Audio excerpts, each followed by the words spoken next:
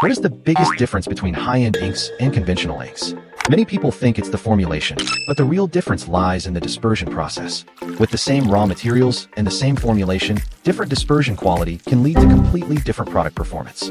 Poor pigment dispersion can cause agglomeration, color inconsistency, and sedimentation, affecting hiding power, gloss, and printing consistency. Poor particle size control can also impact electrical conductivity, insulation performance, and optical properties. With the rapid growth of new energy batteries, automotive displays, photovoltaic modules, semiconductors, and other industries, high-end inks have entered the era of nanoscale dispersion. Formulation determines the foundation, while dispersion determines the quality. What truly defines high-end inks is whether every particle is uniformly dispersed.